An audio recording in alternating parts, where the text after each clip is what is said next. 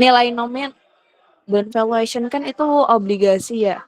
Nah, teman-teman harus perhatikan diksinya. Apakah dia diminta buat mencari nilai obligasi atau nilai kuponnya aja atau nilai pokoknya aja. Nah, nanti narasinya itu bisa beda aja, tapi teman-teman tinggal kira-kira aja, oh aku itu diminta buat nyari nilai semua obligasinya mencakup pokok dan kuponnya, atau aku diminta buat nyari kuponnya aja, atau aku diminta buat nyari pokoknya aja. Nah, itu teman-teman cermatin ya nanti. Nah, untuk ini kupon rate seperti yang kemarin aku sampaikan, kupon rate itu adalah persenan dari nilai nominal pokok. Misalnya nih 5%, berarti bunga yang bakal teman-teman terima seterusnya tuh aslinya 50.000 yang diambil dari 5% dari 1 juta ini.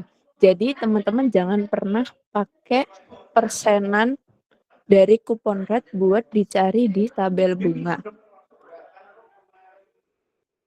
Nah, untuk jatuh tempo ini juga teman-teman bisa perhatikan buat tahunnya berapa tahun, terus kemudian apakah dia dibayar sekali, 2 kali, 3 kali, atau 4 kali dalam 1 tahun.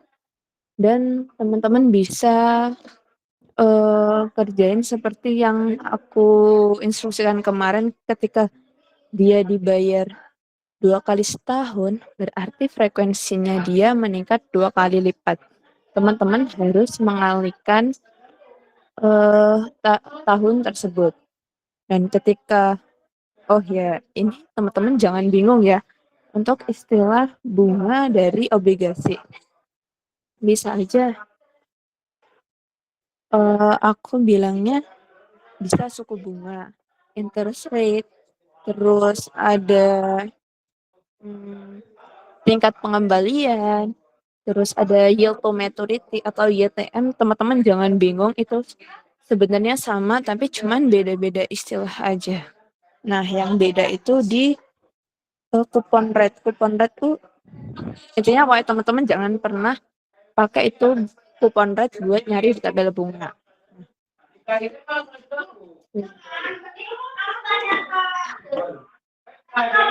Oh iya, teman-teman perhatikan juga dia dibayar di awal atau di akhir untuk mencari PV annuity atau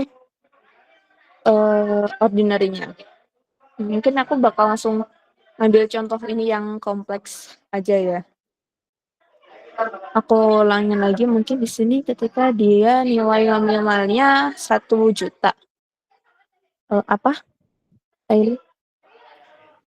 Kak, ini Kak Gaby apa udah share screen atau belum ya? Oh iya, kok kalian nggak bilang dari tadi sih? Kirain masih jelasin aja Kak, kayak masih apa besok skemanya itu gimana. Tapi kok ternyata udah ke materi tapi belum ada share screen-nya. Tadi guys. Oke, sama izin mastiin juga buat besok itu materinya capital budgeting sama bond valuation aja ya Kak ya? Atau ada tambahan lain? Tadi sempat di aku jaringannya kayak rada nge-lag gitu Kak. Bond valuation sama capital budgeting doang. Easy guys. Oke, oke, thank you Kak.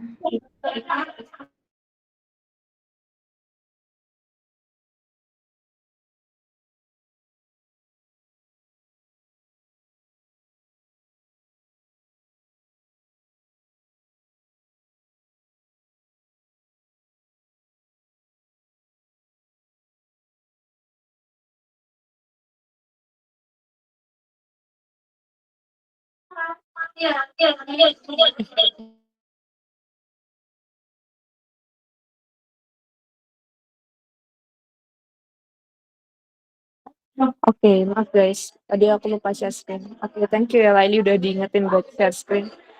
Nah, mungkin aku bakal langsung ambil di contoh-contoh yang agak kompleks sekali ya. Nah, bisa dilihat ketika dia nilai nominalnya itu 1 juta. Nah, kupon rate-nya tuh 8% dari 1 juta. berapa sih yang bakal kalian terima bunganya tuh aslinya tiap tahun? Kalian kali aja langsung sama, oh, bunga kalian yang bakal kalian terima tuh sebenarnya 80.000 tiap tahun. Nah, dengan jatuh tempo 10 tahun dan tingkat bunga pasarnya atau suku bunga obligasinya tuh 8%. Kalian tuh mau mencari kan 80.000 di tahun-tahun kemudian tuh nilainya kira-kira berapa sih? Nah, oke. Oh, ini yang pertama mungkin at par nih, ketika kupon rate itu sama dengan interest rate. Ya, untuk ini karena apa dia itu pakai annuity karena bunganya emang diterima setiap tahun, rutin tiap tahun, sehingga dia pakai yang annuity. Jadi dia tuh mencari nilai akumulasi kupon. Sedangkan ketika mungkin nanti teman-teman diminta untuk nyari pokoknya aja, teman-teman tinggal nyari pokoknya dikali sama PV single sum karena akan cuma diterima satu kali doang nanti di akhir. Oke, teman-teman ingat ya. Entah itu permintaannya nanti bakal nyari nilai obligasi, cari nilai akumulasi kupon, atau bahkan cuma nyari nilai pokoknya aja. Teman-teman nggak perlu hafalin, tapi teman-teman perlu pahamin aja. Oh, ketika mencari nilai akumulasi kupon nih, kupon kan diterima tiap tahun, berarti aku pakai anuitas. Oh, nyari nilai pokok nih, berarti kan cuma diterima satu kali nanti saat jatuh tempo. Oh, berarti aku harus pakai PV single sum. Oh, halo Maria, gimana? Sorry Kak, izin tanya. Tadi yang nilai kupon itu maksudnya bunganya berarti ya Kak? Iya, benar. Penerimaan bunga dari obligasi itu. Berarti kayak cuman bunganya aja tanpa nominal obligasinya kan Kak? Iya, benar. Oke Kak, makasih Kak. Oke. Nah, tadi ketika teman-teman diminta nyari kuponnya doang, itu teman-teman pakai annuity. Nah, kenapa? Ya seperti yang udah aku jelaskan tadi, karena dia diterima tiap tahun, rutin nih, sama nilainya. Nah, untuk mencari nilai pokok, misalnya teman-teman, oh carilah nilai pokok dari obligasi ini. Teman-teman udah tinggal kaliin nilai nominal sama PV single sum. Karena ingat sekali lagi, karena dia cuma diterima satu kali saat pengembalian di tanggal jatuh tempo. Nah, tapi ketika teman-teman diminta untuk cari nilai obligasi, nah berarti kan teman-teman bakal menerima akumulasi kupon dan nilai pokok kupon nanti di akhir waktu jatuh tempo. Jadi teman-teman perhatikan aja diksinya, permintaannya tuh apa. Oke. Di sini kita pertama hitung bunga pokoknya dulu ya. Di sini tuh rumusnya adalah teman-teman cari dulu berapa sih penerimaan bunganya. Ini tuh nilai nominal dikali kupon rate dibagi 2. Kenapa dibagi 2 kupon rate-nya? Karena bunga aslinya yang diterima 1 tahun kan 80.000. Tapi dia diterima setahun itu 2 kali. Makanya kenapa bunganya harus dibagi 2. Jadi bunganya itu cuma 40.000. Oke. Nah, selanjutnya untuk pengalinya atau kita mencari PV annuity-nya, dia diterima di awal atau di akhir sih? Oh, di akhir tahun. Berarti harus pakai yang ordinary annuity. Nah, kira-kira bunganya berapa sih dan tahunnya berapa? Karena dia diterima 2 kali dalam 1 tahun dan bunganya itu dalam 1 tahun itu 8%, maka bunganya harus dibagi 2. 8% dibagi 2. Nah, 4 dapat 4%. Jadi kayak setiap penerimaan tuh bunganya 4%. Nanti penerimaan keduanya itu bunganya juga 4%. Nah, ketika diterima setahun 2 kali, ketika dijumlah 8%. Hasilnya tuh sama. Nah, tenornya tuh kan 10 tahun ya. Nah, tapi karena dia itu teman-teman jangan berpaku sama tahun atau bulan ya. Tapi teman-teman perhatikan aja ini sebagai frekuensi. Berapa kali dia bakal menerima bunga itu. Nah, sini karena dia 10 tahun dan diterima 2 kali setahun, itu teman-teman kali 2, jadi 20 tahun. Dan teman-teman ingat-ingat aja mungkin logika aja, jangan sampai kebalik, nanti teman-teman yang kali itu coupon rate-nya atau teman-teman yang kali itu, tingkat bunganya dan yang teman-teman bagi itu malah tahunnya. Nah, jadi teman-teman ingat-ingat aja, "Oh, frekuensinya meningkat nih, oh berarti harus aku kaliin. Oh, bunganya harus aku bagi nih karena dia bakal dibayar beberapa kali." Gitu ya, teman-teman.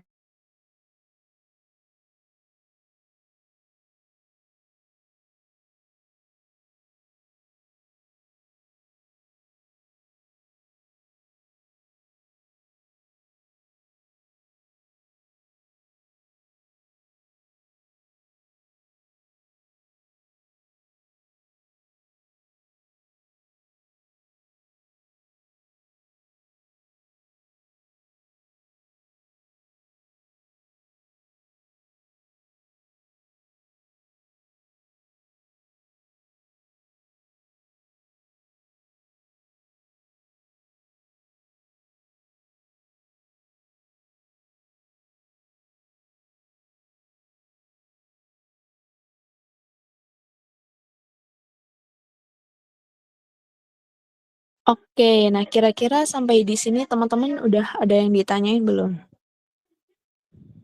Atau udah aman aja? Oke, Laili mau tanya apa nih? Aku izin make sure aja tadi Kak Gibi sempat nge-hide dari kuponnya aja, itu berarti kan kita pakai annuity. Terus habis itu kalau nilai pokok dari obligasi itu single sum. Nah, kalau yang annuity ditambah single sum itu nilai obligasi gitu ya, Kak, ya berarti? Iya, benar. Oke. Baca baik-baik, baca pelan-pelan. 90 menit kok, lama waktunya. Thank you, Kak. Oke, nah adakah yang oke, jadi teman-teman perhatikan aja diksinya yang bertanya lagi. Selanjutnya mungkin teman-teman bisa interpretasikan nih, kira-kira kalau teman-teman kayak gini, dengan coupon rate-nya segini, tuh kira-kira temen mau nggak sih sama, obligasi ini? Kira-kira tuh menguntungkan nggak sih? Misal teman-teman dikasih 2 pilihan, mana sih yang lebih untung? Nah, teman-teman kasih tahu juga alasannya apa. Oh, karena, eee, coupon rate dia misal nih, coupon rate dia itu lebih besar dari yang satunya, atau teman-teman bisa pakai alasan lain, "Oh, jatuh tempo dia lebih singkat, jadi mungkin kemungkinan tertagihnya itu atau kemungkinan dibayarnya itu, lebih besar daripada yang lebih lama." Bisa aja entar tiba-tiba di tengah itu, nggak dibayar nih atau eee, nggak sampai jatuh tempo dengan sempurna dibayar di tengah-tengah gitu. Nah, atau mungkin dari interest rate bunga pasar. Oh, suku bunga sama coupon rate-nya tuh gede mana sih? Apakah, ketika aku beli ini tuh mungkin aku dalam kondisi untung atau aku kondisi rugi atau ya teman-teman terserah lah, interpretasikan gimana teman-teman bebas asumsinya asalkan teman-teman, tulis dengan jelas. Mungkin untuk bond valuation apakah teman-teman masih ada yang bingung atau ada yang mau tanya lagi sebelum aku pindah di capital budgeting? Kalau aman bisa reaction jempol. Oke, ini Fadia aman nih. Oke, udah pada aman ya. Oke, wait, aku move ke capital budgeting.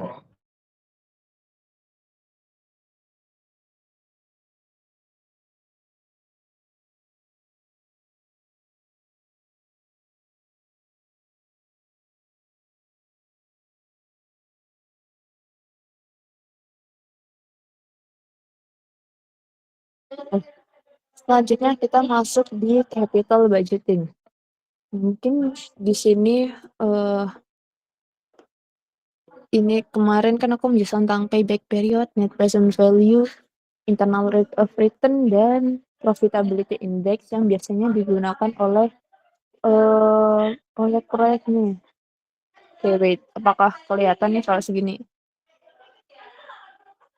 Nah, oke, mungkin aku juga bakal pakai contoh yang sama nih, kayak kemarin, mungkin tentang payback period. Nah, teman-teman, mungkin aku bakal ngasih insight baru apa sih bahwa di sini itu ada istilah cash flow itu apa ya logonya di sini? Oh gini aja deh. Tidak sama dengan free cash flow. Jadi apa sih bedanya nih teman-teman? Aku sambil nulis ya. Cash cash inflow nih adalah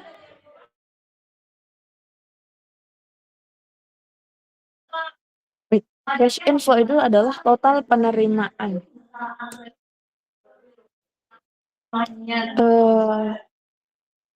Total seluruh penerimaan dari perusahaan guys.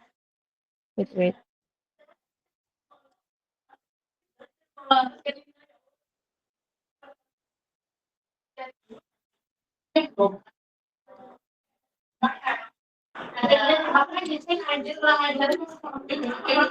Atau semua uang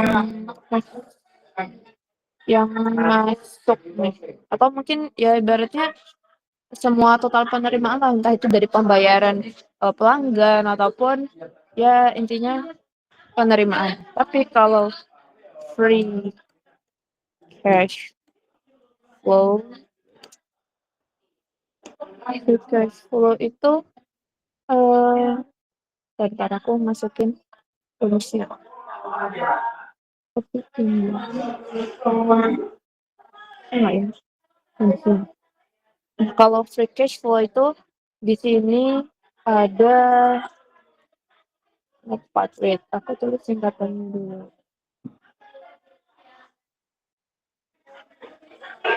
Kok nggak ketulis?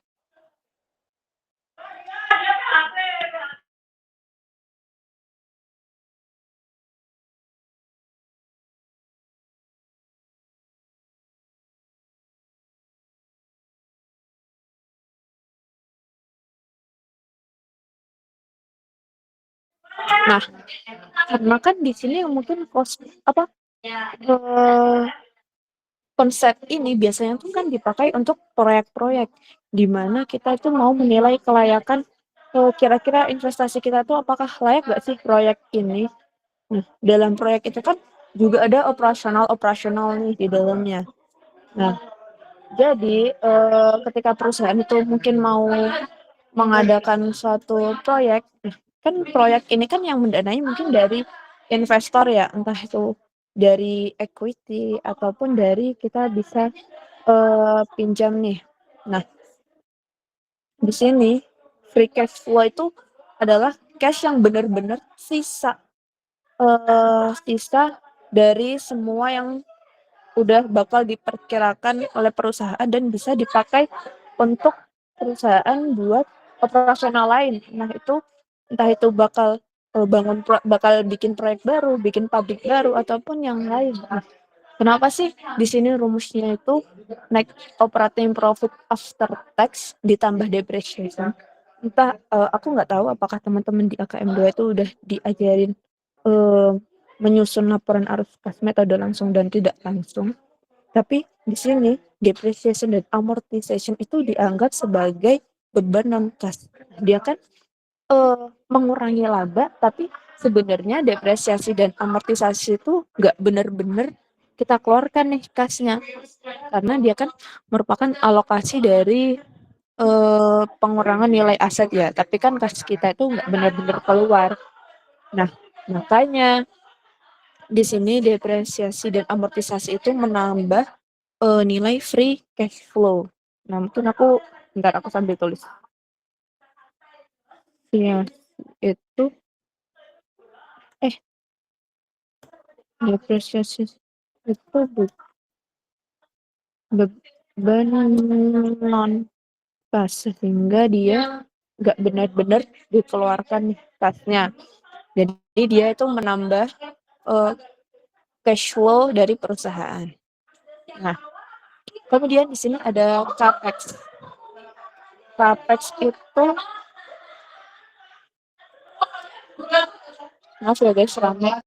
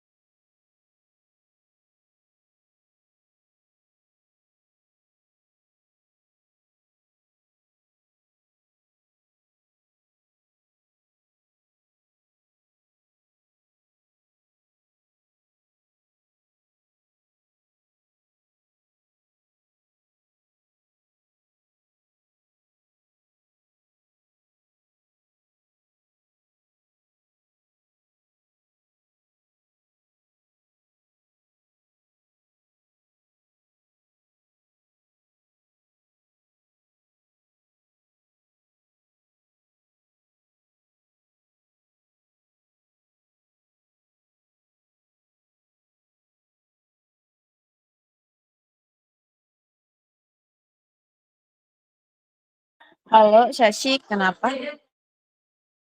Kak, dari tadi emang ke-mute kah?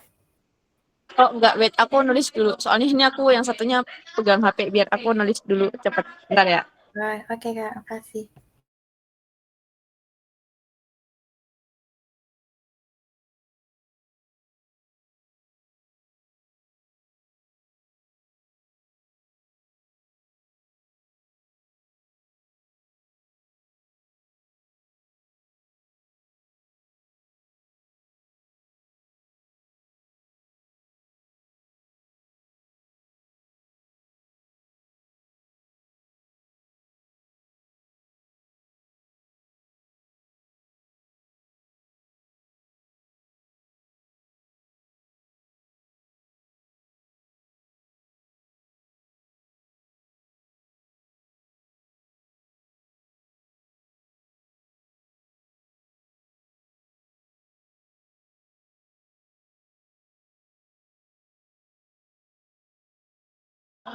Oke, mungkin Mbak Yagi, Mas Felis, aku tadi lagi nulis. Suaraku masih jelas kan ya, tapi meskipun agak rame dikit. Nah, di sini kenapa ada komponen capital expenditure? Nah, free cash flow, definisi free cash flow itu adalah cash yang benar-benar udah sisa dan bisa digunakan perusahaan buat urusan yang lain. Misal,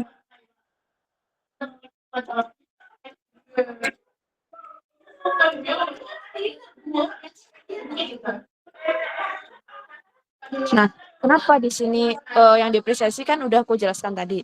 Nah, kenapa sih capital expenditure ini dia harus dikurangkan? Karena apa? Misal nih, teman-teman kan proyek, terus teman-teman itu bakal beli aset-asetnya itu, entah itu teman-teman bakal beli bangunan, ataupun teman-teman bakal beli mesin, atau aset-aset yang lain, di mana selain teman-teman beli doang,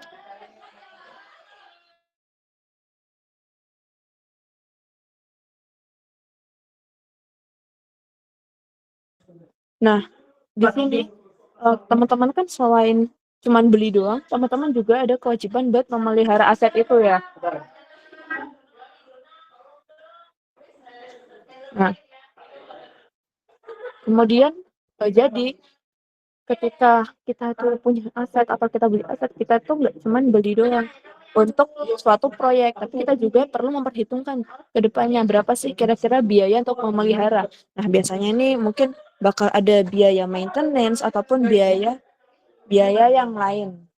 Nah, untuk networking capital itu adalah modal kerja bersih, yaitu selisih dari aset lancar dan kewajiban lancar. Kenapa sih ini juga harus diperhitungkan dan atau dikurangin? Jadi kita tuh harus mengurangi itu dari free cash flow, biar si free cash flow ini atau space yang benar-benar tersisa itu udah bisa kita pakai untuk capex tadi itu lebih ke operasional mungkin. Untuk networking capital itu lebih ke ke kemampuan kita untuk membayar kewajiban. Jadi at least bisa menutup kewajiban jangka pendek kita atau utang jangka pendek kita. Sehingga mungkin dalam perusahaan ketika mau bikin suatu proyek itu dia tuh benar-benar ambil dari free cash flow, uang cash yang benar-benar tersisa nih, udah ditambah depresiasi dan dikurangin capex sama networking capital, sehingga dia benar-benar bisa bikin proyek. Karena mungkin di capital budgeting nih konteksnya pertimbangan apakah pertimbangan kelayakan dari proyek ini. Nah, oke, kita masuk nih di payback period. Payback period tuh kalian harus mengukur berapa lama sih waktu yang dibutuhkan untuk mengembalikan investasi awal tanpa memperhatikan time value of money. Jadi di sini teman-teman tuh nggak perlu memperhatikan yang lain. Teman-teman di sini kan dia wait, aku tulis aja di sini. Inflow. Jadi teman-teman nggak perlu memperhatikan apakah dia itu kita tambah dengan depresiasi atau harus kita kurangi dengan capital expenditure atau harus kita kurangi dengan net working capital. Karena apa? Karena dia itu rumusnya menggunakan cash inflow. Kita menghitung penerimaan apa benar-benar uang yang diterima, semua kas yang masuk. Karena seperti mungkin judulnya payback period, kita tuh cuman mau nyari seberapa cepat sih ini cash inflow itu bakal nutup cash outflow ini.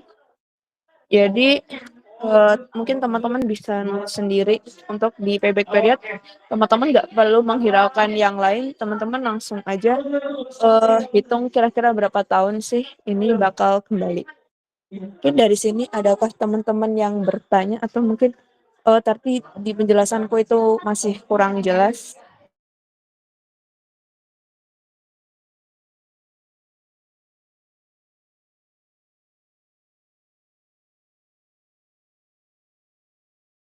Kalau mungkin dari penjelasan aku tadi menjelaskan tentang free cash flow juga udah aman, teman-teman bisa reaction jempol sebelum aku lanjutkan.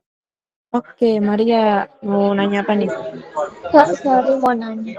Yang cash inflow itu kan total penerimaannya, berarti total pas sudah dijumlahin kan Kak, bukan yang 25.000 doang itu. Iya, ya nggak yang dollar doang. Intinya kas masuk nih, kayak kas entah itu dari pembayaran jasa ataupun dari pembelian ataupun intinya kas masuk doang gitu. Total penerimaan perusahaan. Apakah aman? Itu per tahunnya gitu atau total keseluruhannya? Eh Total keseluruhan sih karena sebenarnya nggak berpatok sih apakah itu total per tahun atau keseluruhan. Intinya cash inflow itu ya total penerimaan perusahaan itu. Ketika teman-teman nyari payback period, ya teman-teman lihat aja mungkin dari berapa tahun sih penerimaan itu bakal menutup pengeluaran atau investasi awal teman-teman gitu. Jadi cash inflow tuh definisi aja sih. Gimana? Oke Kak, aman. Terima kasih Kak. Oke, thank you Maria. Mungkin kalau yang lain udah aman bisa react jempol sebelum aku lanjutkan. Oke, Andika. Oh, oke Kak, mau nanya terkait capital expenditure. Ini tuh contohnya capital expenditure itu mencakup semua apa ya Kak, beban atau biaya yang kita keluarin untuk proyek misalnya kayak materialnya, kemudian pekerjanya, atau hanya biaya-biaya khusus saja Kak? Mungkin contoh capital expenditure nih.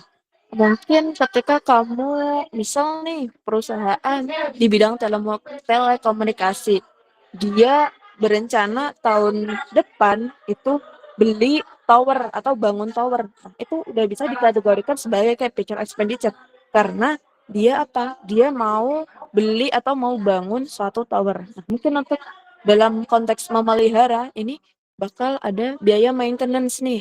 Oh, biaya maintenance tower ini nanti berapa sih kira-kira selain biaya harga perolehannya? Nah, itu udah termasuk kategori capital expenditure. Intinya biaya-biaya yang dikeluarkan perusahaan untuk membeli, memelihara atau meningkatkan eh, fisik jangka panjang dari aset perusahaan. Oh, oke. Berarti nggak hanya mencakup biaya yang kita keluarkan sekarang, tapi juga mencakup biaya yang kita perkirakan ke depannya gimana gitu ya, Kak? Iya, misal nih ternyata maintenance-nya kapan aja sih? Oh, ternyata 2 tahun sekali. Nah, itu udah dikategorikan sebagai capital expenditure yang akan harus kita saving nih untuk tahun-tahun ke depan gitu. Oke, Kak. Terima kasih. Oke, ada lagi kah? Kak, aku izin nanya. Anjanet nih gimana? Oh, apa Maria? Kak, maaf, mungkin tadi aku kelewat. Kalau yang free cash flow itu tadi apa ya Kak? ini ya. Aku izin jelasin lagi untuk free cash flow, apa sih bedanya cash flow atau mungkin cash inflow dengan free cash flow. Ketika cash flow itu merupakan nih total penerimaan, intinya semua cash yang masuk ke perusahaan, entah itu mungkin dari pembayaran jasa ataupun dari penjualan, intinya total penerimaan. Sedangkan untuk free cash flow di capital budgeting ini kan konteksnya proyek ya. Ketika akan ada suatu proyek, siapa sih yang bakal mendanai? Intinya siapa sih investor? Nah itu entah mungkin dia pakai debt financing ataupun equity financing, entah pendanaannya pakai utang ataupun pakai modal investor. Nah, kenapa kita kalau di dalam proyek itu kita harus mempertimbangkan free cash flow? Karena free cash flow itu definisinya adalah cash flow atau kas yang benar-benar tersisa dan bisa digunakan perusahaan untuk hal-hal yang lain. Nah, untuk itu kenapa di sini rumusnya itu net operating profit after tax ditambah oleh depreciation, karena depreciation dan amortisasi itu mungkin sudah aku jelaskan tadi, itu adalah beban non kas yang dia bisa mengurangi profit, tapi sebenarnya kita tuh nggak mengeluarkan kas itu karena tuh dia cuman alokasi penurunan dari nilai aset, tapi sebenarnya kita tuh nggak benar-benar bayar atau mengeluarkan kas itu. Nah, sehingga untuk free cash flow itu depreciation dan amortization itu bisa ditambah. Karena apa? Karena kasnya itu sebenarnya masih ada di kita dan masih bisa kita gunakan. Nah, untuk capital expenditure mungkin tadi sebelumnya aku sudah menjawab Andika tadi, kenapa dia dikurangin? Karena ketika teman-teman mau bangun proyek nih, teman-teman kan pasti at least beli aset ya, dan aset itu mungkin juga butuh perawatan. Nah, makanya ketika teman-teman mau bangun proyek, cash flow itu harus dikurangin capital expenditure untuk mendapatkan free cash flow. Artinya kas yang benar-benar free udah bisa teman gunain buat yang lain, buat bangun pabrik ataupun buat beli mesin ataupun buat investasi-investasi yang lain, di mana capital expenditure itu bisa untuk merawat aset-aset perusahaan itu. Nah, untuk net working capital, nah kalau capital expenditure kan ini untuk aset ya, net working capital itu untuk konteks liability, kewajiban. Jadi ketika mungkin perusahaan itu punya utang, teman-teman harus mengurangi dengan selisih dari aset lancar dan kewajiban lancar. Ini untuk apa sih? Untuk menunjukkan kemampuan perusahaan itu memenuhi keuangan jangka pendeknya. Jadi misal ketika perusahaan itu punya utang jangka pendek, teman-teman itu juga harus menghitung selisih aset lancar dan kewajiban lancar. Intinya at least teman-teman tuh bisa menutup kewajiban atau utang itu dengan net operating profit tadi gitu. Ataukah masih bingung, Maria? Sudah Kak, sudah aman. Makasih Kak. Oke. Oh, ini ada Anjanet. Silakan Anjanet. Aku baru join Google Meet, jadi aku nggak tahu kakak udah jelasin belum. Nah, bagian hasil yang 4,1 itu kenapa dikali 48 ya kak? Oh, ini kah? Iya kan yang itu. Oh, ini kemarin sih kan ini 4 tahun ya. Aku sebenarnya teman-teman bebas mau nanti teman-teman mau langsung kali pakai 4 atau mau 4,8 gini, karena aku mau mendapatkan bulan dia gini. Nah, ini kenapa aku kali 48? Karena 4 tahun itu kan 48 bulan. Jadi dia itu ada 41 bulan. Nah, 41 bulan ini kira-kira berapa tahun sih? 3 tahun, sekitar 3 tahun 5 bulan. Nah, kalau kayak gini, teman-teman ya juga bisa langsung kaliin pakai tahunnya. Ini 3 tahun, 47. 4 dalam 1 tahun kan bukan 10 bulan ya, tapi 12 bulan. Nah, teman-teman harus kaliin lagi sama 12. Eh, dikali 12. Berapa bulan sih? Nah, sama sih sebenarnya hasilnya 41 bulan. Ini kenapa aku kali 48 karena kayak biar teman-teman langsung dapat aja range-nya tuh berapa bulan gitu. Kak, tapi 48 itu dapat dari mana, Kak? Dari ini berapa sih? Arus kasnya berapa tahun sih? 4 tahun. 1 tahun kan 12 bulan. Ketika dia ada 4 tahun, berapa bulan sih? 48 bulan. Nah, teman-teman bebas. Teman-teman mau pakai langsung kaliin sama bulan atau teman-teman kaliin pakai tahun. Nah, kalau pakai tahun kan ini 0,47 itu bukan 4 bulan ya, karena 1 tahun itu ada 12 bulan. Oleh karena itu kenapa di sini aku kaliin 48 karena kayak lebih gampang aja ngitung bulannya.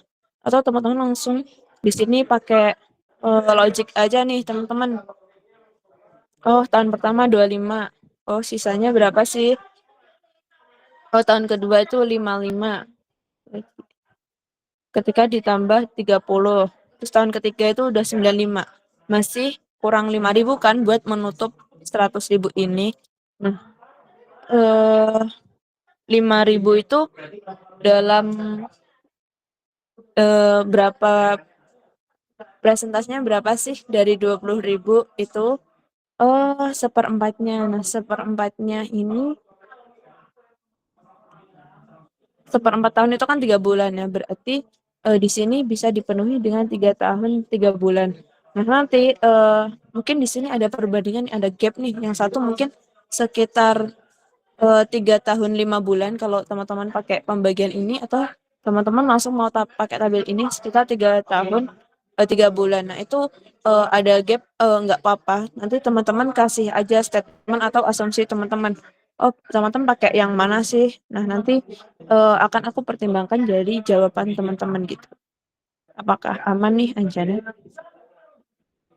Berarti kalau misalkan pakai yang rumus juga harus buat tabelnya kayak gitu ya, Kak, berapa setiap tahunnya penerimaan kas gitu dan akumulasinya. Gimana? Berarti kalau kita pakai yang perhitungan rumus, dia harus tetap buat yang tahun sama cash flow sama yang akumulasi dia udah dapat berapa gitu ya, Kak. Sebenarnya akumulasi itu aku tambah sendiri sih, kayak jadi pembantu aja. Tapi kalau teman-teman mau langsung jawab juga nggak apa-apa sih. Oke, makasih, Kak. Oke, adakah yang tanya lagi? Oh, ini ada siapa nih? Ada Fadia. Gimana? Oke Kak, aku izin tanya suaraku masuk nggak ya? Oke, masuk. Ini aku mau nanya dari pertanyaan Anet juga Kak. Itu kan 48 itu kan berarti kita tuh harus nebak dari yang tabel ini juga kan Kak. Kalau misal kita udah bikin tabel. Maksudnya kita nggak bisa nebak kalau misal kita nggak memperkirakan nih 100.000 itu kembalinya dalam berapa tahun gitu kan. Soalnya kan gitu kan ya Kak maksudku. Maksudnya.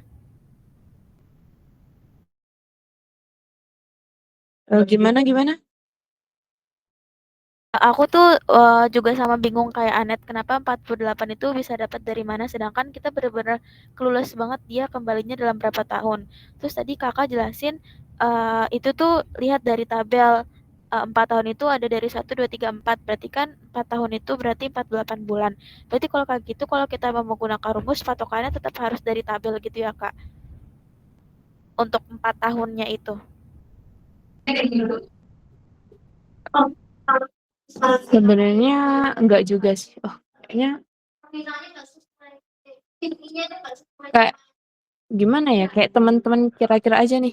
Segini itu udah nutup 100 nggak sih?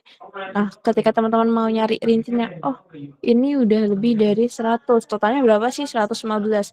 Tapi untuk exactnya ini kira-kira berapa tahun?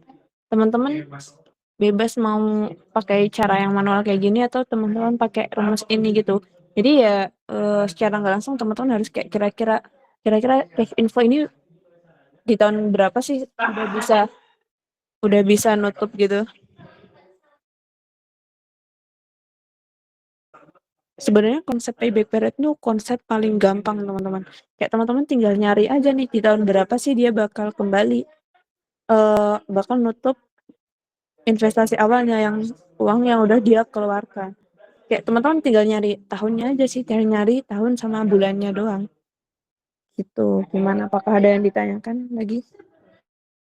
Oke Kak, aman. Sama aku mau tanya juga yang masalah tadi free cash inflow itu. Kan kalau sepanjang yang aku tadi belajar juga yang capital budgeting itu kayaknya pakainya kayak cash inflow doang Kak, bukan free cash inflow. Nah, dia itu dipakai buat kapan ya Kak yang free cash inflow ini? Masih Kak. Bisa diulang nggak? Aku izin ulang ya Kak. Kayaknya selihat aku di capital budgeting ini rumusnya itu kebanyakan pakai cash inflow aja kan ya Kak, bukan free cash inflow. Nah, si free cash inflow ini digunakan itu kapan ya Kak di rumus yang di capital budgeting ini gitu? Ya, karena ini aku kan belum selesai ya jelasinnya dan aku nanya dulu nih teman-teman di payback period apa karena itu bakal dipakai di konteks capital budgeting yang selanjutnya. Aku mau nanya itu belum aku jelasin gitu. Mungkin aku dari Makasih. payback period ini. Oke, ini ada yang tanya lagi kan? Siapa ya ini? Andika kah? Siapa sih namanya? Iya Kak, mau Oh ya. nanya Kak, tadi kan capital expenditure termasuk apa ya Kak? Biaya untuk membeli. Nah, misalnya kita perusahaan punya satu proyek, tapi dia juga mau ke depannya tuh punya rencana gitu Kak untuk membeli sebuah aset gitu. Nah, biaya untuk membeli sebuah aset tuh kita masukin ke capital expenditure atau enggak Kak?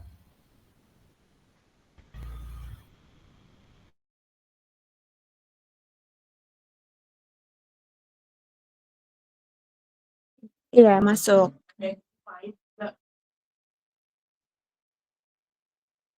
Oh, berarti misalnya kalau perusahaan ke depannya pengen ngebeli aset sesuatu gitu Kak, harganya langsung kita hitung ke capital expenditure untuk untuk nyari free cash inflow-nya, free cash flow-nya gitu. Iya. Oh, oke Kak, terima kasih.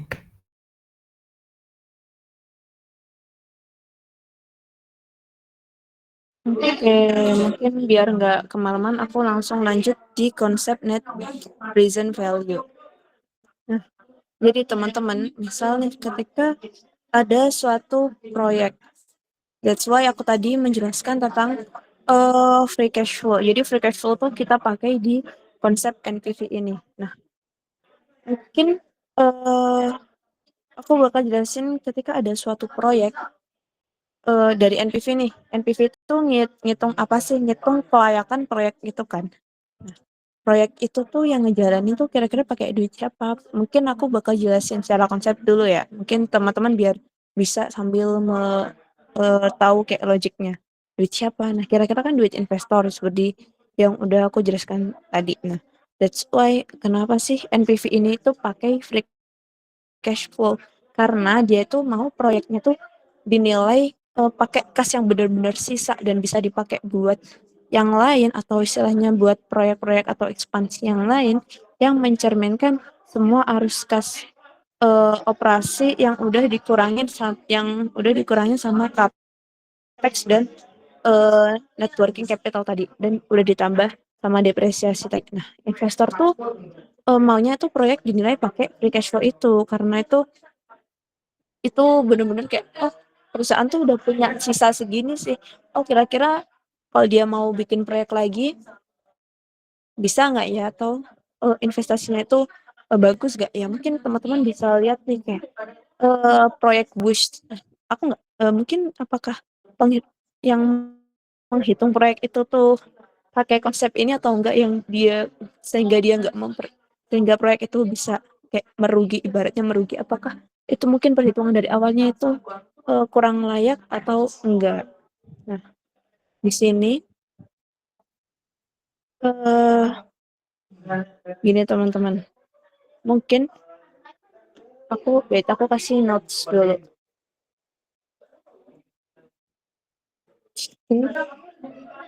inflow itu penerima kemungkinan bisa revenue revenue bisa juga nah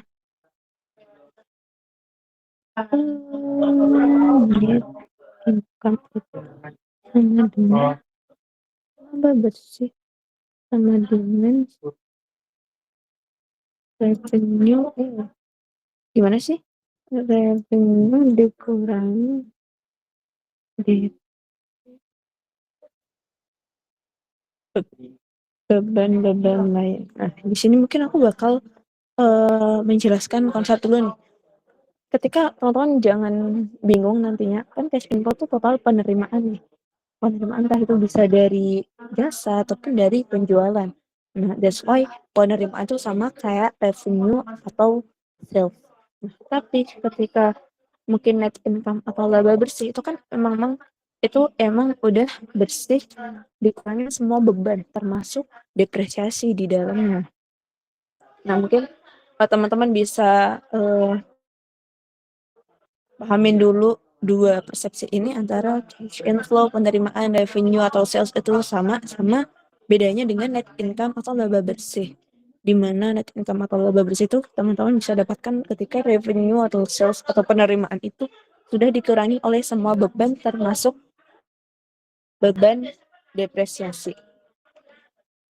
Nah, di sini yang dipakai buat aku tambahin dulu ya. Di sini itu dia pasti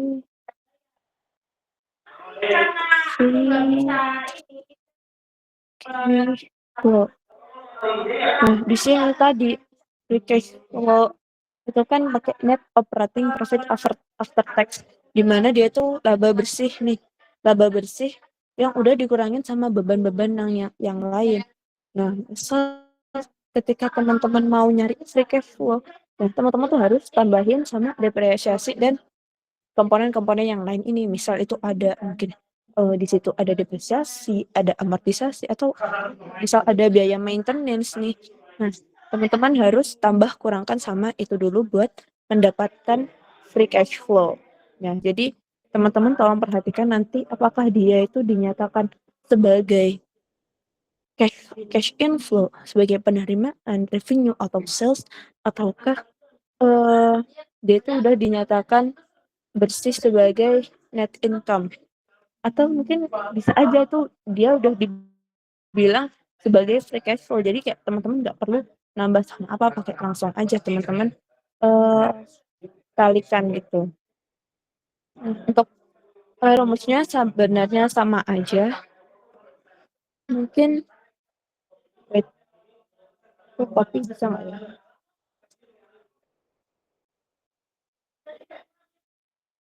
Di sini untuk bunganya tuh misal nih 10%, teman-teman tinggal kaliin aja nih. Oh, ini di tahun ke-0 atau di tahun teman-teman berinvestasi, tolong diingat ya, nggak perlu teman-teman present value kan. Karena apa?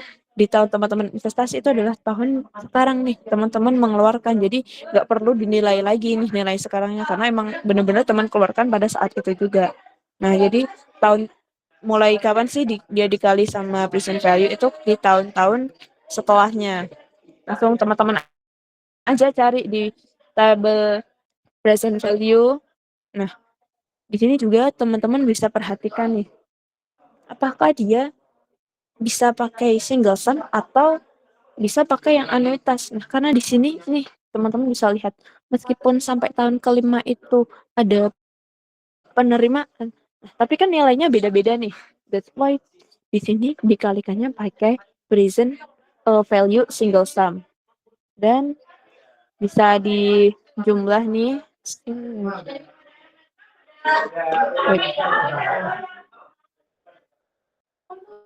Ini itu namanya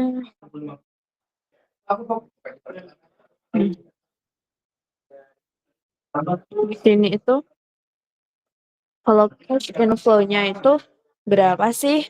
Intinya kayak cash inflow yang udah di present value kan ya. Intinya kayak semua total penerimaan itu jika dinilai pakai sekarang kira-kira berapa sih totalnya? Ada 112,966 totalnya. Tapi kan teman-teman sebelumnya udah mengeluarkan segini. Kira-kira berapa sih free cash flow-nya? Di sini kan aku nggak pakai contoh dia apakah ada beban depresiasi ataupun ada hal-hal yang lain. Nah, misal nih teman-teman nanti di sini aku nyatain dengan laba bersih nih. Oh, laba bersihnya tuh bukan laba bersih. Mungkin misal di sini aku bilang revenue-nya tuh di sini setiap tahun tuh sekian. Nah, teman-teman harus pertimbangkan kira-kira ada pengeluaran lain nggak sih? Mungkin apakah ada biaya maintenance lain di tahun itu? Nah, berarti teman-teman harus lihat harus kurangkan untuk tahun-tahun sebelumnya. Misal nih, ada biaya maintenance untuk tiap 2 tahun selanjutnya dimulai pada tahun kedua. Berarti kan bakal ada biaya maintenance di tahun ini, di tahun kedua, di tahun keempat. Nah, itu teman-teman harus kurangkan dengan revenue atau penerimaan.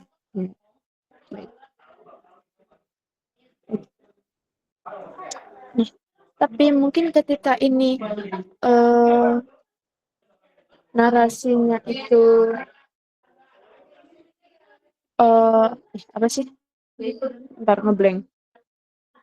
Narasinya itu mungkin udah free cash flow, teman-teman langsung kaliin aja nggak apa-apa. Atau mungkin di sini dia dinyatakan pakai laba bersih. Nah, teman-teman harus tambah dulu pakai depresiasi. Karena apa? Laba bersih itu kan tadi seperti yang udah aku jelaskan itu revenue dan udah dikurangin sama semua beban termasuk beban depresiasi. Nah, teman-teman harus mengembalikan beban depresiasi itu. Karena apa? Sebenarnya dia tuh tetap ada kasnya dan nggak sebenarnya kas itu dikeluarkan buat membayar ataupun yang lain. Sebenarnya karena dia tuh kayak cuma dialokasiin pengurangan nilai aset aja, nggak sebenarnya kas itu keluar. Nah, that's why misal di sini disajikan laba bersih, teman-teman misal ada penyusutan di tahun-tahun setelahnya, teman-teman harus tambahin depresiasi itu.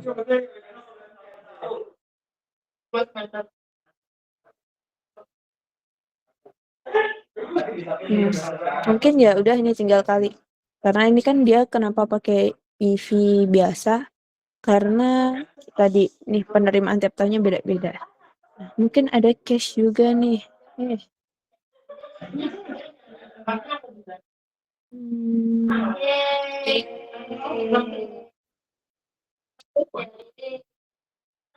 Misal nih di sini tuh ternyata 25.000 semua. Nah, mungkin seperti konsep anuitas ya tadi. Konsep anuitas itu kan diterima dalam frekuensi dan jumlahnya yang sama. Ketika ini sampai tahun kelima tuh penerimaannya sama, teman-teman bisa langsung pakai PV annuity. Tinggal teman-teman lihat apakah itu di wait.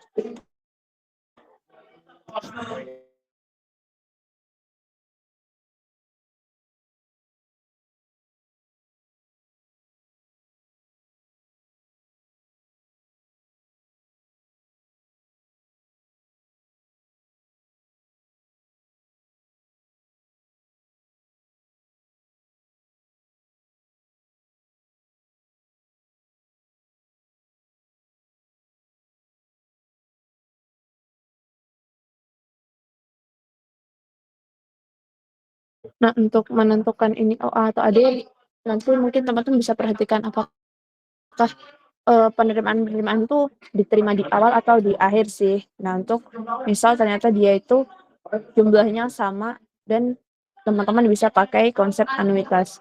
Jadi teman-teman nggak perlu teman-teman juga bisa sih kayak dikaliin satu-satu kalau teman-teman mau manual. Sebenarnya sama aja. Ya. Tapi kan lama ya. Nah, teman-teman bisa tinggal kali aja 25 itu sama berapa tahun sih? Oh, 5 tahun. 10% dari anuitasnya. PV IPA 10%. dan 5 tahun. Jadi teman-teman bisa langsung cari annuity-nya buat nyari berapa sih total cash flow dan untuk nyari NPV. NPV itu artinya net present value. Bener-bener nilai bersih dari cash perusahaan setelah dikurangin sama pengeluaran ini. Oke, mungkin itu di konsep NPV. Adakah teman-teman yang mau bertanya?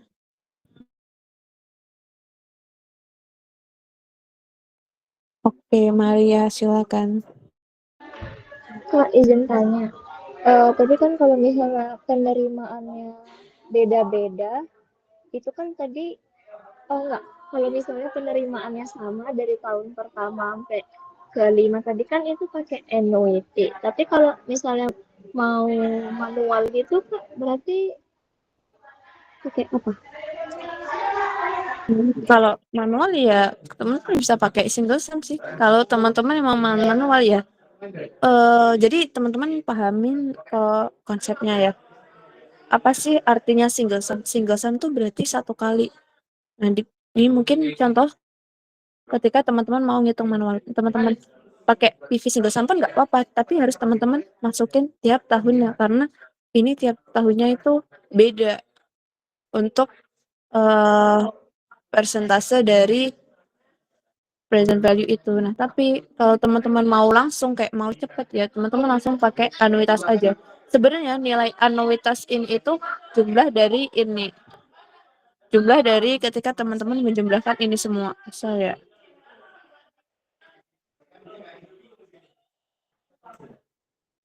Nah, nanti mungkin bisa teman-teman cek entah itu di tabel annuity do atau OA tuh pasti nanya kayak penjumlahan dari present value single sum. Karena apa? Sebenarnya anuitas itu kan compounding, mengakumulasikan. Jadi kayak dia tuh mempermudah kita untuk menghitung daripada kita ngitung satu-satu, langsung aja hitung total jumlahnya gitu. Jadi teman-teman bebas kalau teman-teman emang mau merincikan, misal dia tuh nilainya sama dan teman-teman mau merincikan satu persatu ya bebas, atau teman-teman mau pakai cara cepat, misal dia nilainya sama, teman-teman langsung pakai annuity juga bebas sih. Gitu. Aman nggak, Maria? Oh, aman, Kak. Berarti kalau mau pakai yang cara cepat, nggak usah ada tabelnya, nggak apa-apa berarti, Kak. Tambahan apa ya ini? Maksudnya kalau mau pakai cara cepat, berarti kalau nggak ada tabel seperti ininya, nggak apa-apa kan, Kak? Oh, tabel. Ya nggak apa-apa sih. Sebenarnya kalian Makasih, nggak Kak. wajib nulis tabel, tapi tolong kalian tulis dengan jelas aja biar gampang koreksi. Gitu. Adakah yang oke, Fadia, silakan. Oke Kak, aku izin tanya, kalau semisal tadi yang pakai anuitas, itu kalau semisal di soal nggak disebutin pakai awal tahun ataupun akhir tahun, boleh langsung kita asumsiin pakai apa nggak?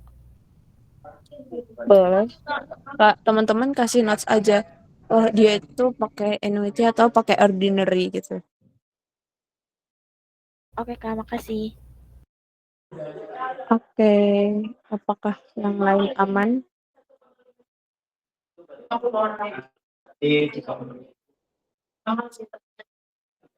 ini dia pakai cash flow. Oke, ingat ya teman-teman, ketika dia mencari payback period kayak nggak usah dihiraukan tabel bunga, nggak usah dihiraukan apakah dia harus ditambah dikurang sama beban depresiasi, karena dia kayak cuman nyari kapan kembalinya, misal dia dapat penerimaan atau dapat revenue. Nah, untuk net present value ini baru teman-teman pertimbangkan nih. Kira-kira berapa sih kas yang benar-benar sisa dari perusahaan dan sekiranya bisa dipakai perusahaan untuk proyek itu. Apakah udah aman? Kalau udah aman bisa react jempol. Apa nih? Siapa? Ini Andika. Oke, apa Andika? Maaf Kak, boleh minta ini nggak contoh perhitungan NPV-nya kalau misalnya cash inflow-nya itu dalam bentuk revenue, sedangkan ada beban-beban lain yang belum kita kurangkan dari revenue-nya gitu Kak. Kak, contohnya ya misal di soal itu udah bilang, "Oh, di sini tuh cash inflow." Cash inflow tuh kan sama kayak revenue ya. Karena, eee, di sini sik, gimana sih?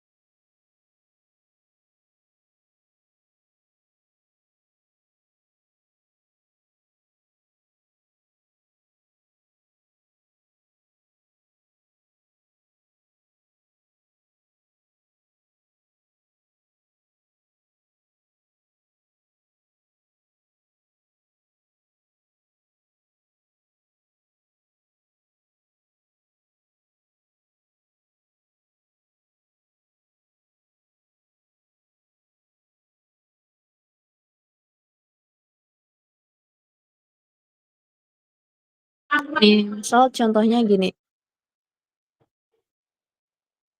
ketika dia dinyatakan sebagai net income, berarti kan dia, udah bersih nih. Mungkin dia di sini rumusnya, itu as NOPAT atau net operating after tax-nya sekitar 25.000. Nah, kalau udah diketahui net income, itu kan berarti dia itu sebenarnya udah dikurangin sama semua beban, termasuk beban depresiasi nih di sini. Nah, untuk itu kenapa dalam cash flow-nya ini harus ditambah sama beban depresiasi. Nah, mungkin dari sini apakah udah aman Andika ataupun teman-teman yang lain? Nah, untuk di satunya nih aku masih pakai revenue atau cash inflow, kayak bener-bener masih kotor nih penerimaanku. Sedangkan dalam rumus free cash flow itu kan net operating atau net operating profit after tax udah dikurangin udah dikurangin sama semua beban-beban. Tapi di sini kan masih revenue. Ketika kita mau nyari laba bersih itu kan harus kita kurangin sama beban-beban dulu. Di mana di sini ada beban depresiasi. Nah, untuk itu kenapa kita harus kurangin sama beban depresiasi di sini karena dia itu masih dinyatakan sebagai revenue atau mungkin masih kotor dan belum dikurangin sama beban-beban. Sehingga untuk mencari net operating atau NOPAT ini, teman-teman harus kurangin sama beban depresiasi untuk nyari nilai present value-nya. Tapi ketika dia tuh udah diketahui net, bener-bener net income atau laba bersih, teman-teman harus tambah sama beban depresiasi. Kenapa? Di sini, oh dia udah NOPAT, kita tinggal tambahin depresiasi. Tapi ketika dia masih kotor atau masih bentuk revenue atau sales, teman-teman harus kurangin sama depresiasi karena depresiasi itu merupakan salah satu beban buat nyari rapat ini di sini.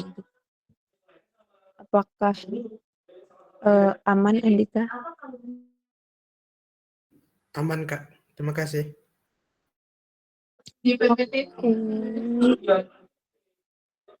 Selanjutnya aku lanjut ke IRR. Untuk IRR ini mungkin seperti yang aku sampaikan kemarin, nggak ada tips buat IRR. Jadi teman-teman harus trial and error sendiri. Kira-kira tingkat pengembalian dia itu antara berapa sampai berapa sih? Teman-teman cari yang make sense aja sih. Kayak kira-kira kalau dia 10%, apakah dia udah bisa mendekatin 0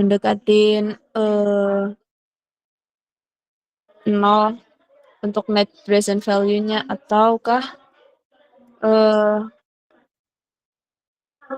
aku ngeblank, ataukah tadi aku bilangnya 16 atau 10 ya, itulah contohnya mungkin, atau ketika dia udah 15% tuh kira-kira dia udah mendekati 0 atau belum ya.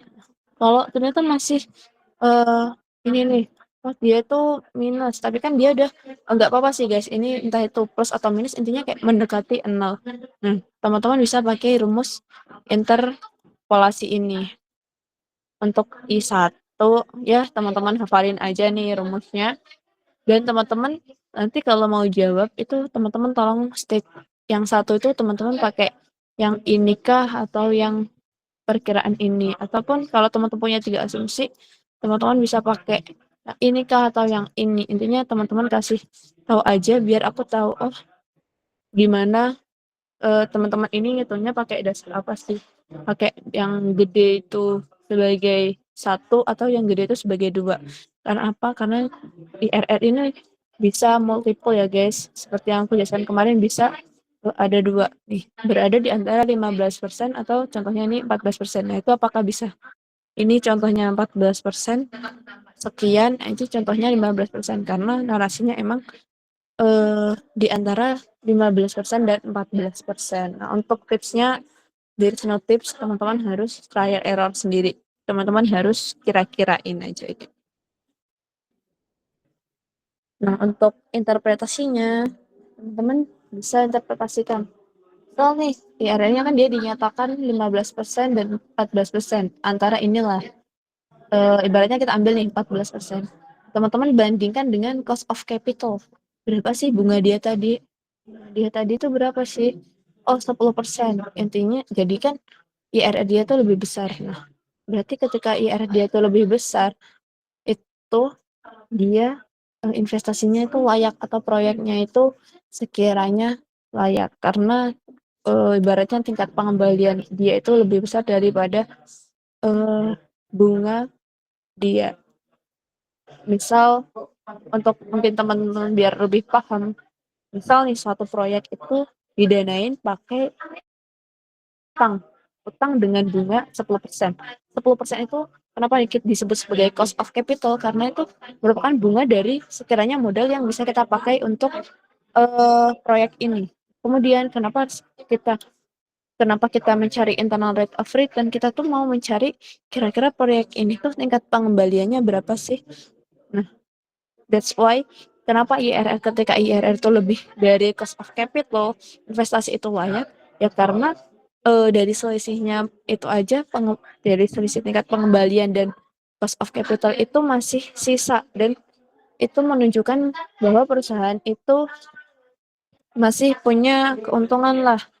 Tingkat pengembaliannya itu masih bisa nutup pinjaman kita tadi. Nah, ibaratnya kayak gitu guys. Mungkin untuk kalian dapat logikanya. Kenapa IRR itu ketika lebih besar dari cost of capital, investasinya layak atau bisa diterima. Apakah ada yang bertanya?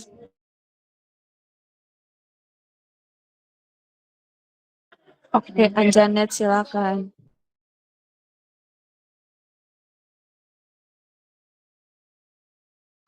Aku mau nanya, itu yang cost of capital itu nanti dikasih tahu di soal atau nanti kita cari sendiri ya? Bisa diulangin? Yang cost of capital itu dikasih tahu di soal atau cari sendiri gitu?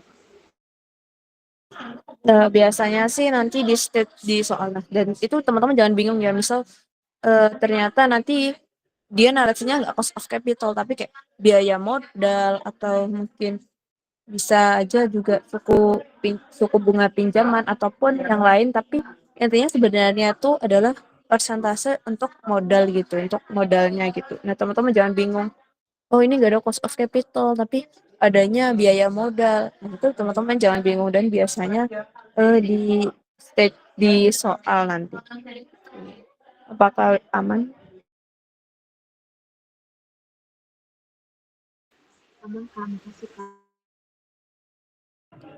Oke, Andika mau nanya apa nih? Ini Kak di bagian soal 2,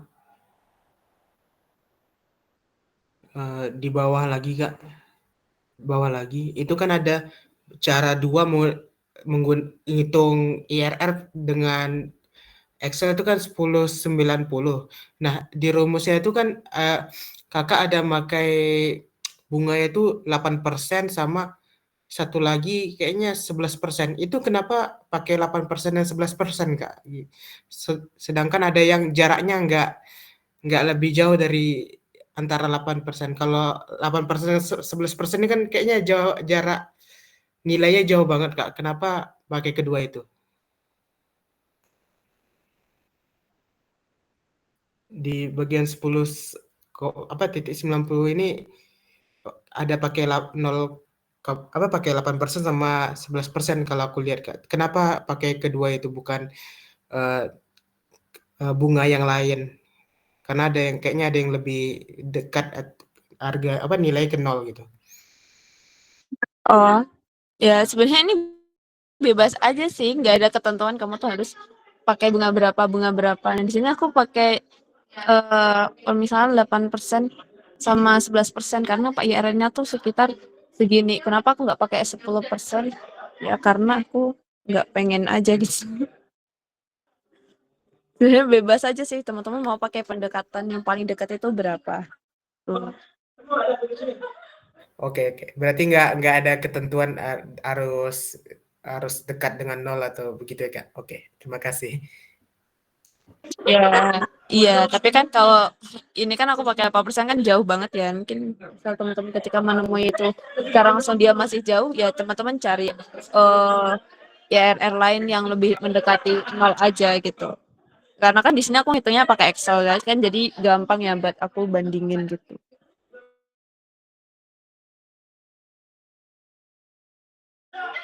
Oke, mungkin selanjutnya ada Amira ini mau nanya apa Amira? Mau konfirmasi Kak, berarti cost of capital itu selalu dalam bentuk persenan gitu ya? Biasanya sih iya, karena kan misal seperti yang aku jelasin tadi, misal tuh ternyata proyek ini didanainya tuh pakai utang, permisalan utang itu kan punya suku bunga. Nah, suku bunganya itu kan juga dinyatakan dalam persen ya. Nah, kenapa that's why itu bisa dibilang sebagai cost of capital gitu. Nah, mungkin kalau buat case di soal-soal sih paling ya biasanya juga dinyatakan dengan persen. Nah, tapi untuk mungkin di real life teman-teman juga bakal bisa nemuin eh selain persen atau udah bisa dinyatakan dengan benar-benar dinyatakan pakai uang gitu.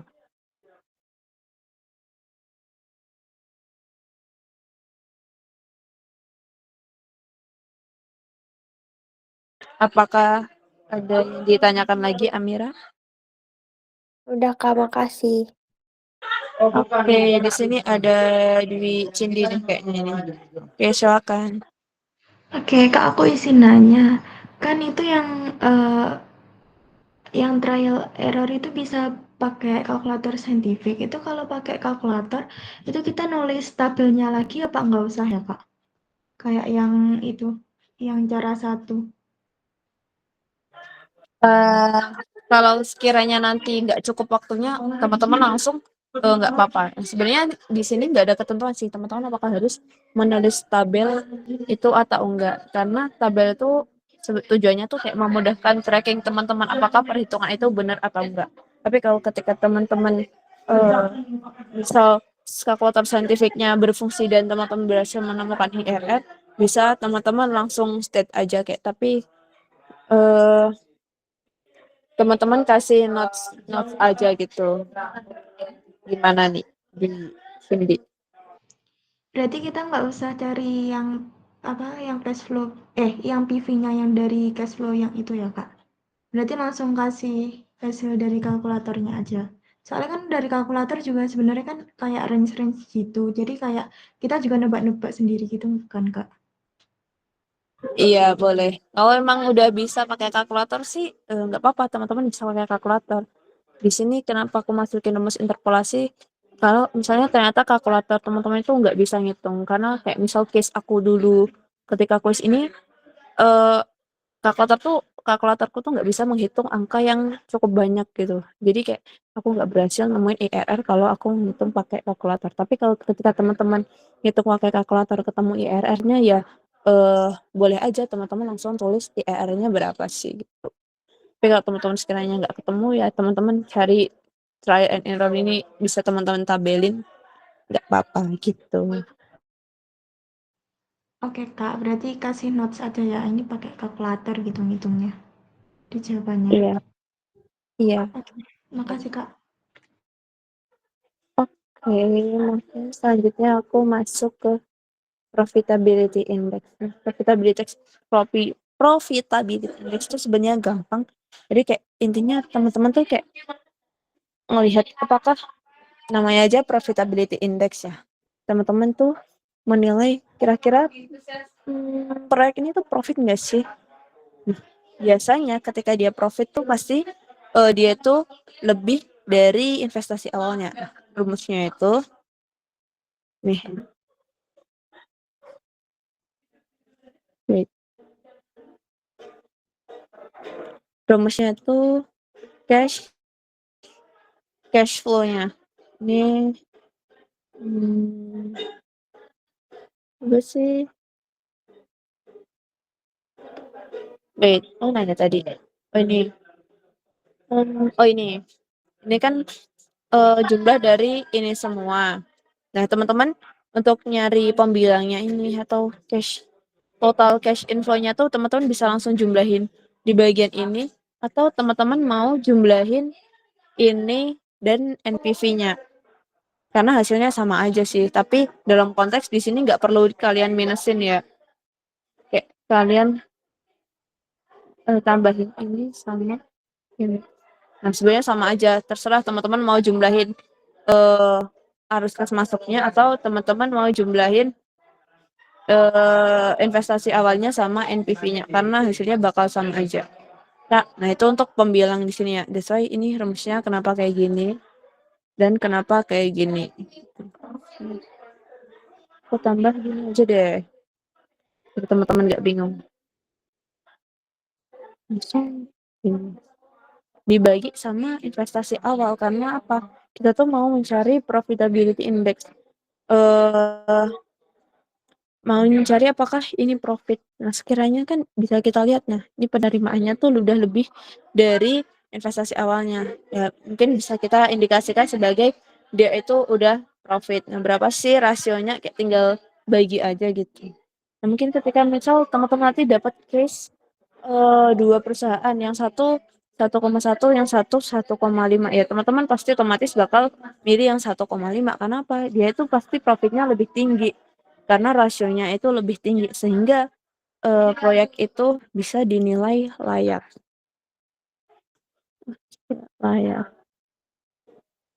Gitu teman-teman. Gampang sih buat profitability index, teman-teman bisa sum ininya cash flow maksudnya atau teman-teman bisa nambah NPV sama PV-nya ini gitu. Oke, mungkin sekian untuk capital budgeting. Teman-teman ingat untuk payback period teman-teman nggak perlu menghiraukan apapun, kayak teman-teman langsung tambah aja gitu informasi yang ada karena dia tuh cuman mau melihat kapan sih dari penerimaan yang diterima proyek itu bakal menutup investasi awal. Terus untuk net present value teman-teman silakan cari free cash flow-nya. Dan teman-teman perhatikan narasinya, apakah dia itu dinyatakan sebagai net income atau laba bersih Sehingga teman-teman harus menambah dengan beban depresiasi karena di sini udah diketahui sebagai net income. Sehingga harus ditambah oleh depresiasi. Tapi ketika dia dinyatakan sebagai revenue nih misalnya, nah dia itu harus dikurangkan dulu dengan beban depresiasi karena dia belum dapat net operating profit-nya, sehingga teman-teman harus kurangkan. Selanjutnya untuk ERR ya trial and error tadi, dan teman-teman bisa pakai rumus interpolasi ini atau teman-teman hafalin ini. Dan untuk profitability index ya yang ini tadi. Oke, mungkin sekian dari aku. Jangan lupa besok jangan telat dan bawa folio, bawa tabel bunga yang lengkap, jangan sampai ketinggalan tabel bunganya, dan bawa kalkulator. Oh ya, untuk teman-teman yang berhalangan menghadiri kuis, tidak ada kuis susulan, sehingga ya mungkin teman-teman sudah tahu untuk konsekuensinya gitu. Oke, mungkin sekian dari aku. Adakah yang masih bertanya? Atau mungkin nanti kalau mau tanya-tanya lebih lanjut dan aku sekiranya masih bangun, bisa chat aja gitu. Atau mau chat di grup, bebas aja sih. Kalau udah aman, silakan reaction jempol. Oke, Dwi Cindi udah siap kuis nih. Oke, waktunya besok 90 menit. Teman-teman jangan terlambat karena aku nggak akan masih tambahan waktu buat teman-teman yang telat.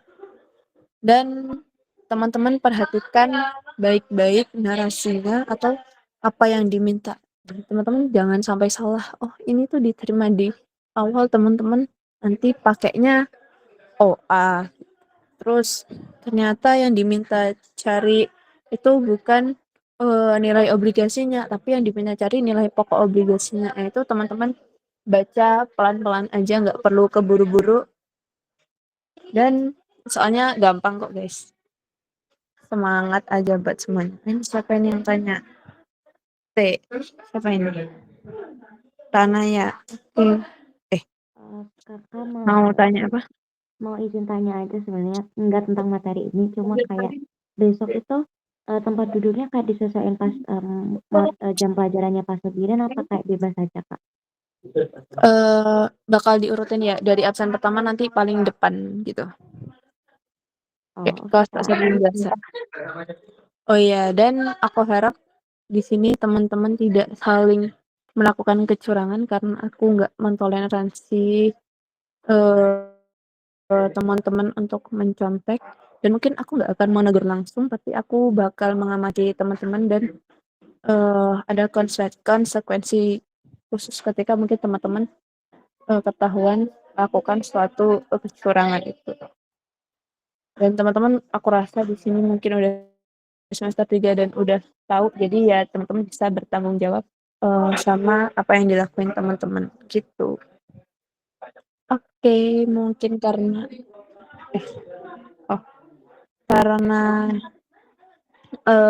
belajar bersama kita ini udah selesai.